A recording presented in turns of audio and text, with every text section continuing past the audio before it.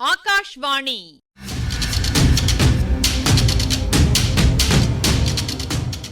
பொன்னியின் செல்வங்கள் வாசிப்பும் ஆய்வும். வாசிப்பவர் ராமசுவாமி சுதர்சன் அவர்கள்.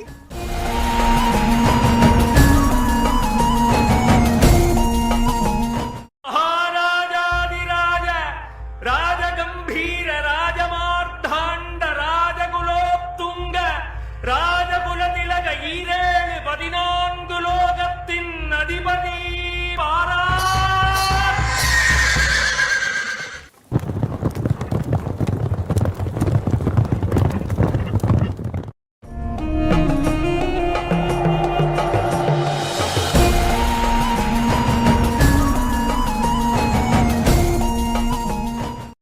தமக்கை தன்னுடைய தம்பி அருள்மொழிவர்மனுக்கு பழுவூர் இளையராணி நந்தினி தங்களுக்கெல்லாம் தமக்கை என்பதை விளங்க வைத்து கொண்டிருந்தாள். அதற்கு பதிலுரைத்தபோது அருள்மொழிவர்மன், அக்கா, இதெல்லாம் எப்படி நேர்ந்திருக்கும் என்று உனக்கு ஏதாவது தெரிகிறதா? நம் பெரியம்மா இறந்து விட்டதாக தந்தை எண்ணுவதற்கு காரணம் என்ன? நந்தினி அனாதையைப் போல எங்கேயோ யார் வீட்டிலோ வளர்ந்து இந்த நிலைமைக்கு வருவதற்கு காரணம் என்ன? அதை பற்றியெல்லாம் நான் இரவும் பகலும் யோசித்து வருகிறேன். ஆனால் இன்னமும் நிச்சயமாக கண்டுபிடிக்க முடியவில்லை. அந்த ரகசியங்களை அறிந்தவர்கள் இப்போது 2 பேர் நமக்கு தெரிந்தவர்கள் இருக்கிறார்கள். நம்முடைய பாட்டி செம்பியன் மாதேவிக்கு ஏதோ விஷயமும் தெரிந்திருக்கிறது. முதல் மந்திரி அனிருத்தருக்கு எல்லா விஷயம் தெரிந்திருக்கும் என தோன்றுகிறது. ஆனால் அவர்கள் 2 பேரிடமிருந்தும் நாம் எதுவும் தெரிந்து கொள்ள முடியாது. அனிருத்தருடைய சீடன் ஆழ்வார்க்கடியானுக்கும் ஓரளவேனும் தெரிந்திருக்க வேண்டும். அவன் குருவை மிஞ்சியவன். வாயை திறக்கவே மாட்டான். தம்பி, அதையெல்லாம் கண்டுபிடிப்பதற்கு இப்போது அவசரமும் இல்லை. நந்தினியினால் நம் குலத்துக்கு விபரீதமான அபாயமும் அபகீர்த்தியும் ஏற்படாமல் தடுப்பதுதான் இப்போது முக்கியம். வந்தியத்தேவர் சொன்னார், பழுவூர் ராணி மீன் சின்னம் பொறித்த மின்னலைப் போல ஒளிரும் வாள் ஒன்றை வைத்து பூஜை செய்து கொண்டிருக்கிறாள் என்று. அதை கேட்டதிலிருந்து என் நெஞ்சு பதைத்து கொண்டே இருக்கிறது.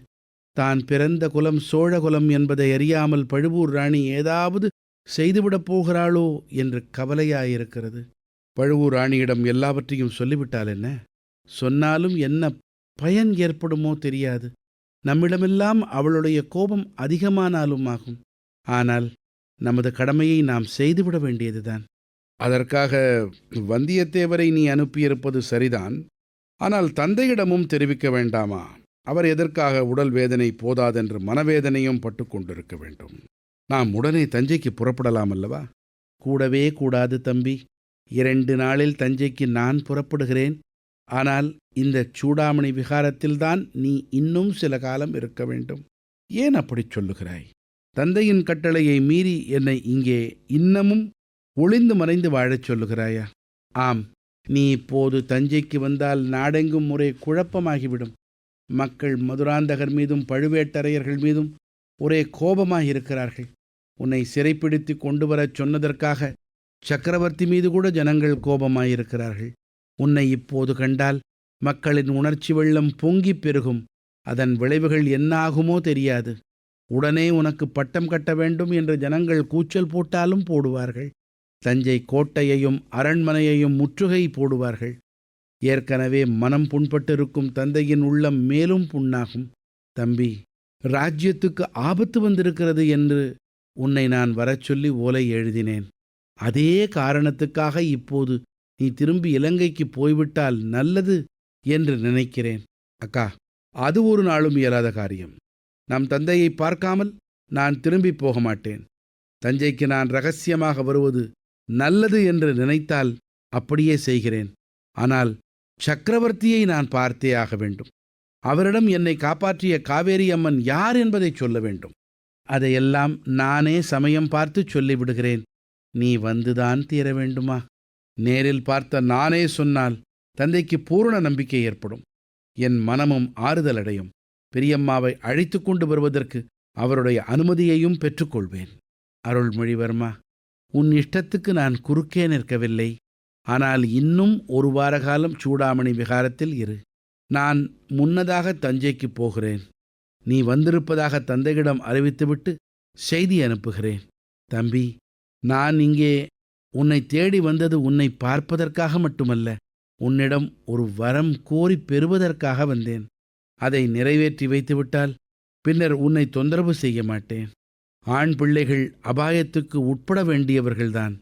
வீர சௌரிய பராக்கிரமங்களின் இணையில்லாதவன் என நீ புகழ் பெற வேண்டும் என்பதுதான் என் ஆசை. ஆனால் மறுபடி நீ உன்னை அபாயத்துக்கு உட்படுத்திக் கொள்வதற்கு முன்னால் என்னுடைய கோரிக்கையை நிறைவேற்றிக் கொடுக்க வேண்டும். இவ்வளவு பெரிய பீடிகை எதற்கக்கா? நீ சொல்லுவதை என்றைக்காவது நான் மறுத்ததுண்டா? மறுத்ததில்லை. அந்த நம்பிக்கையோடுதான் இப்போதும் கேட்கிறேன். ஆதித்த கரிகாலன் கல்யாணம் செய்து கொள்ளவில்லை, கல்யாணம் செய்து கொள்வான் என்றும் தோன்றவில்லை. சுந்தர சோழரின் குலம் உன்னால்தான் விளங்க வேண்டும். என் விருப்பத்தை இந்த விஷயத்தில் நீ நிறைவேற்றி வைக்க வேண்டும். உன் விருப்பத்தை நிறைவேற்ற நான் சம்மதித்தால் எனக்கு பிரியமான பெண்ணை மணந்து கொள்ள நீ சம்மதம் கொடுப்பாய் அல்லவா? இது என்ன இப்படி கேட்கிறாய்? 20 ஆண்டுகளாக நம் விருப்பங்கள் மாறுபட்டதில்லை. இதிலே மட்டும் தனியாக எதற்கு சம்மதம் கேட்கிறாய்? அக்கா, அதற்கு காரணம் இருக்கிறது. நான் மணந்து கொள்ளும் பெண் நான் காணும் பகற்கனவுகளை நிறைவேற்றுவதற்கு ஒத்தாசையாயிருக்க வேண்டும் அல்லவா?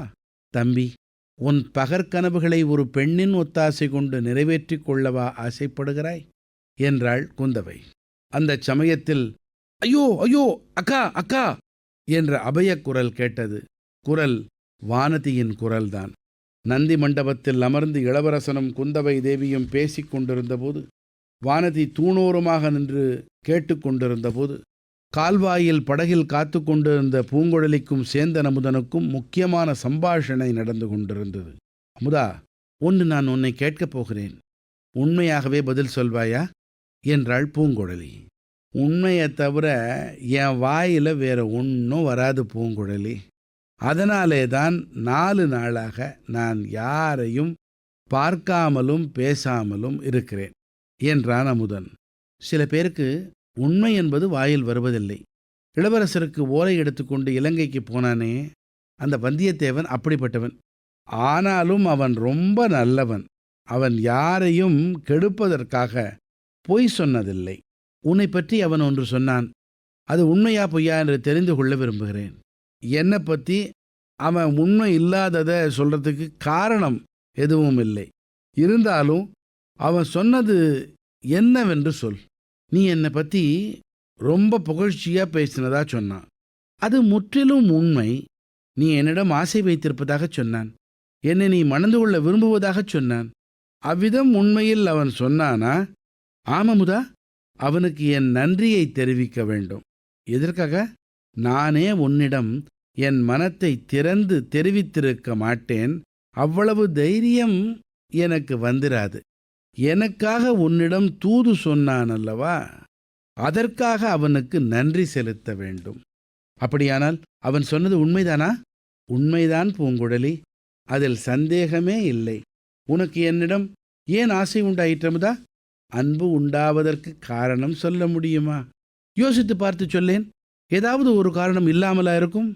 அன்பு ஏன் ஏற்படுகிறது, எவ்வாறு ஏற்படுகிறது என்று இதுவரை உலகில் யாரும் கண்டுபிடித்து சொன்னதில்லையே பூங்குழலி. ஒருவருக்கொருவர் அழகை பார்த்து ஆசை கொள்வதில்லையா? அழகை பார்த்து ஆசை கொள்வதுண்டு, மோகம் கொள்வதும் உண்டு. ஆனால் அதை உண்மையான அன்பு என்று சொல்ல முடியாது. அது நிலைத்திருப்பதும் இல்லை. சற்று முன் வந்தியத்தேவன் என்று சொன்னாயே, அவன் என்னை பார்த்தவுடன் என்னிடம் சிநேகிதம் கொண்டு விட்டான்.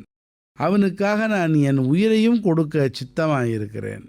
என் அழகை பார்த்தா என்னிடம் அவன் சிநேகிதமானான். ஆனால் உன் சிநேகிதன் என் அழகை பற்றி ரொம்ப ரொம்ப வர்ணித்தான் இல்லையா? உன் அழகை பற்றி வர்ணித்தான், ஆனால் உன்னிடம் ஆசை கொள்ளவில்லை. பழுவூர் ராணியின் அழகை பற்றி 100 பங்கு அதிகம் வர்ணித்தான். அவளிடமும் அன்பு கொள்ளவில்லை. அதன் காரணம் எனக்கு தெரியும். அது என்ன? அதோ இளவரசருடன் பேசிக்கொண்டிருக்கும் இளைய பிராட்டியிடம் அந்த வீரனின் மனம் சென்று விட்டதுதான் காரணம். இதிலிருந்து அழகுக்கும் அன்புக்கும் சம்பந்தமில்லை என்று ஏற்படுகிறதல்லவா? இப்பகுதியின் ஆய்வினை வழங்குகிறார் ஐங்கரன் அவர்கள். ஒரு கூற்றை உறுதிப்படுத்த 3 வழிகளை முன்னோர் வரையறுத்து வச்சிருக்காங்க. ஆட்சி, ஆவணம், காட்சி. ஒன்றின் உரிமை யாருடைய கட்டுப்பாட்டில் இருக்குது, இதை ஆராயிறது ஆட்சி. எழுத்துப்பூர்வமான ஆதாரத்தை பரிசீலிப்பது ஆவணம். நேரில் பார்த்த சாட்சியை நேரடி ஆதாரமாக எடுத்துக்கொள்வது காட்சி. அருள்மொழிவர்மனை சிறைப்பிடிக்க 2 கப்பல்கள் வந்திருக்கிற செய்தியை இலங்கை சேனாதிபதி தெரிவித்தாலும் நேரில் பார்த்த பூங்குழலியே கொஞ்சம் சிரமப்பட்டாலும் சொல்ல வச்சதை பார்த்தோம். தஞ்சாவூர் அரண்மனையில் பராந்தக தேவர் நாடகம் நடந்த இரவு சக்கரவர்த்தியின் படுக்கை அறையில் பெரிய பழுவேட்டரையர் முன்னிலையில் நந்தினி நடத்தின நாடகத்தை நேரில் கண்ட வானதியை இளவரசருக்கு விவரமாக சொல்ல சொன்னா குந்தவை. நண்பர்களோ உறவினர்களோ ஒரு விஷயத்தை உறுதிப்படுத்த ஆட்சி, ஆவணம், காட்சி, இந்த 3 வழிகளை அல்லது அவற்றில் ஏதாவது ஒன்றை பின்பற்றி நிலைநாட்டுறதுல அவங்க காட்டின அக்கறை மெய்சிலிருக்க செய்யுது இல்லையா? வானதியை உலாவி விட்டு வர அனுப்பின பிறகு குந்தவை உரையாடலை தொடர்ந்ததையும் கவனித்தோம். நந்தி மண்டபத்துக்கு அருள்மொழிவர்மர் வந்து சேர்ந்ததும் அவரை வரவேற்க குந்தவை போன போது நாணத்தின் காரணமாக வானதி தூணுக்கு பின்னால் மறைஞ்சும் மறையாமலும் நின்றுகிட்டு இருந்ததை பார்த்தோம். அழகுக்கும் வீரத்துக்கும் என்ன சம்பந்தம் உண்டோ என்னமோ எனக்கு தெரியாது. ஆனால் அழகுக்கும் அன்புக்கும் சம்பந்தமில்லை என்பதை அறிவேன். இந்த இடத்துல குறுக்கிட்டு, இல்லாவிடில் இந்த பெண் வானதி எதற்காக உன்னை தூண் மறைவிலிருந்து கண்கொட்டாமல் பார்த்து கொண்டிருக்கிறாள்? அதோ அந்த படகில் சேந்தன் அமுதன் பூங்குழலியை ஏன் கண்கொட்டாமல் பார்த்து பரவசமடைந்து கொண்டிருக்கிறான்னு சொல்றா குந்தவை. இதே சமயத்தில் கால்வாயில் படகுல காத்துக்கிட்டு இருந்த பூங்குழலிக்கும் சேந்தன் அமுதனுக்கும் நடந்த உரையாடலை தமக்கே உரிய பாணியில் சொல்கிறார் ஆசை. வந்தியத்தேவனை பற்றி பேச்சு வருது. உன் அழகை பற்றி வர்ணித்தான், ஆனால் உன்னிடம் ஆசை கொள்ளவில்லை. பழுவூர் ராணியின் அழகை பற்றி 100 பங்கு அதிகம் வர்ணித்தான், அவளிடமும் அன்பு கொள்ளவில்லை. அதன் காரணம் எனக்கு தெரியும். அது என்ன? அதோ இளவரசருடன் பேசிக்கொண்டிருக்கும் இளைய பிராட்டியிடம் அந்த வீரனின் மனம் சென்று விட்டதுதான் காரணம். இதிலிருந்தே அழகுக்கும் அன்புக்கும் சம்பந்தமில்லை என்று ஏற்படவில்லையா? நல்லது. அக்கா சொன்ன விஷயங்களில் எதை முதல்ல செய்ய போறார் பொன்னியின் செல்வர்?